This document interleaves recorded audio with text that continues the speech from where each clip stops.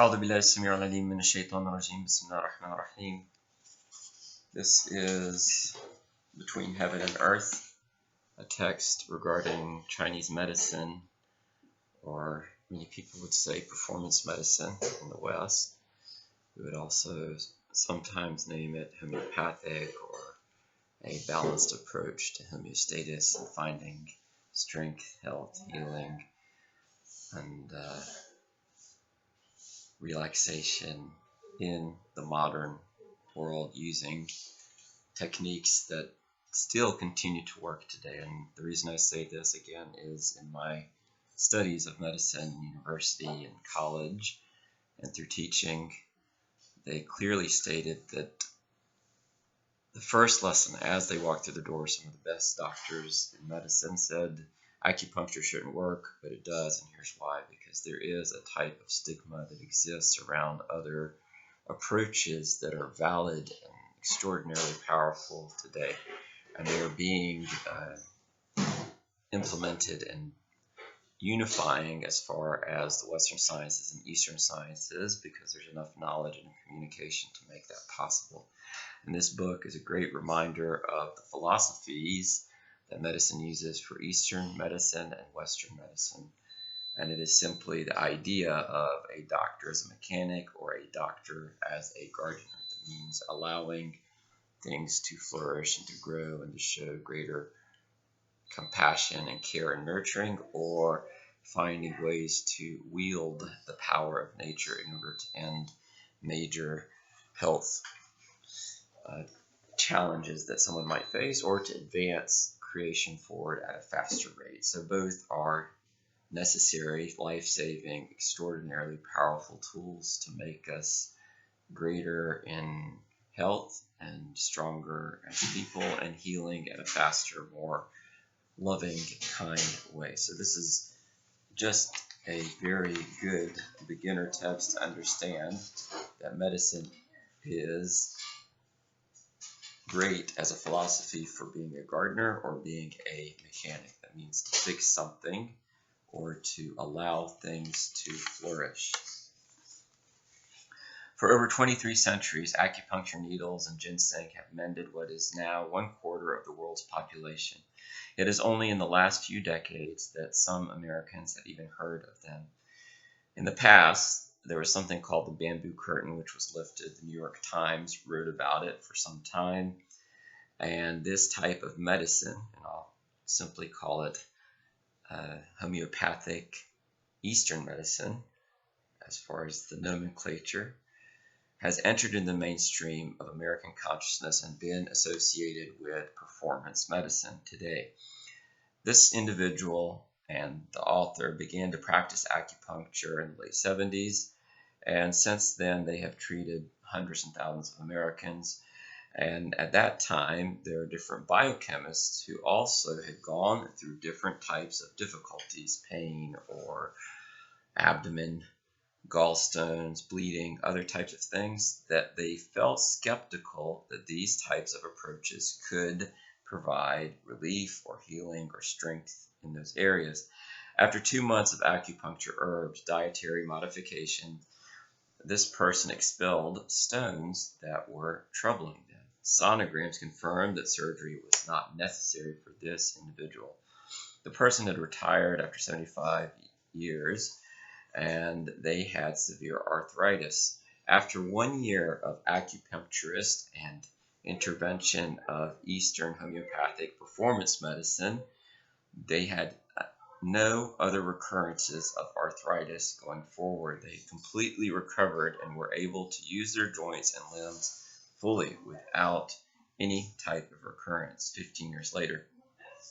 There was another person who had had several miscarriages, unfortunately, the loss of life, and this is even after surgeries were approached and other what we call fixed medicines, Western type medicine approaches, were unable to advance the ability to conceive in that regard. And this is not knocking Western medicine or Eastern medicine, it's simply listing some of the successes among Eastern performance medicine, even homeopathic medicine, Chinese medicine. In the 8th month of treatment, this person became pregnant and they delivered a healthy daughter who is now a teenager. So numerous schools of thought and various methods are found within the vast tradition of these nurture, performance medicines, Chinese medicine, homeopathic medicine that have been advanced through research and proven techniques. It is not a monolith. It is not a monolithic institution. After all, hundreds of millions of doctors over a millennia, thousands and thousands of years, have practiced techniques and developed its theories and proven different standards of healing strength and sustaining bodily strength. It sustained itself in part by adjusting to changing conditions. It continues to develop differently in each country and era in relation to social demands and belief systems that prevail there. The history of ideas and the commentary on this. Travel of ideas is different from travel of merchandise. Merchandise can be handed on from one region to the next by means of transportation without itself ongoing or undergoing any changes. Ideas must be transmitted by the head and of necessity will undergo change. Where could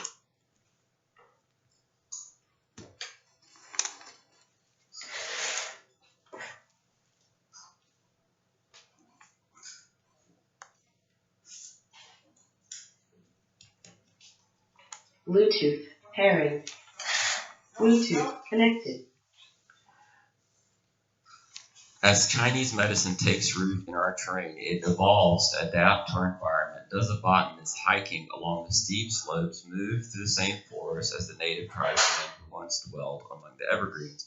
Is a mountain that endures the ages the same, even though climbers see variable landscapes from epoch to epoch? What does the mountain mean to people, and how do they use it, and how does it change every time a traveler or a caravan passes through it? Ideas are mutable and malleable.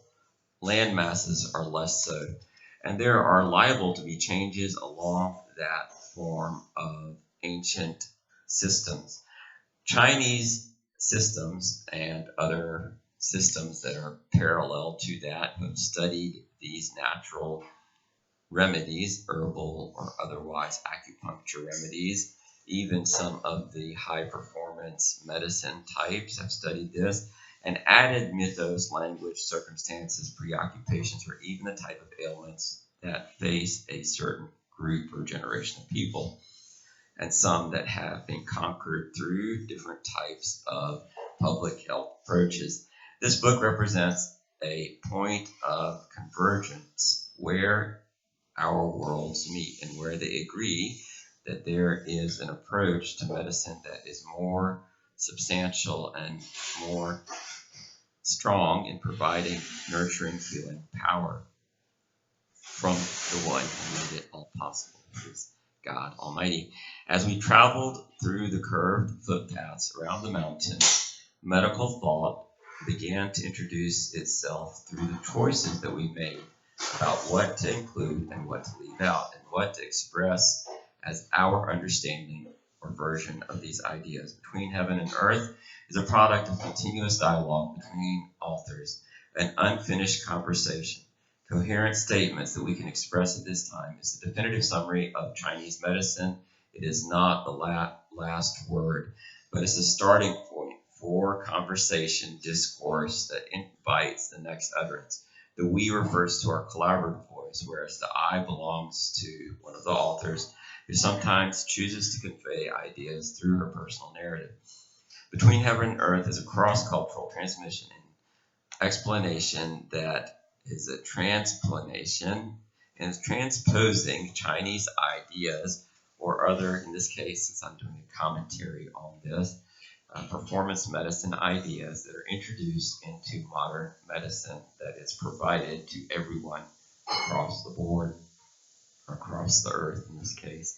In transposing Chinese ideas into our idiom, our challenge has been to bridge gaps between mind and body, theory and practice, therapy and self-care, practitioner and patient, ancient and modern, convention and invention, east and west. there is a historical legacy here, and it's connecting the dots between these concepts and realities. We have dug into and mined the rich ore of medicine for the purpose of creating new metal, a refined alloy through cultural blending.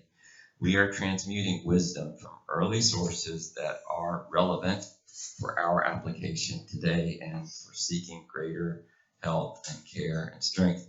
We have divided our discussion of Chinese medicine into 3 overlapping parts: theory, which includes ideas about nature, the human body, and the self, upon which medicine is based; types, psychology in Chinese medicine, how 5 archetypes symbolize human character, illuminating our own personal Tao, in this case, the way we are; and therapy, the treatment methods of acupuncture, herbs, diet, and what they are and how to use them.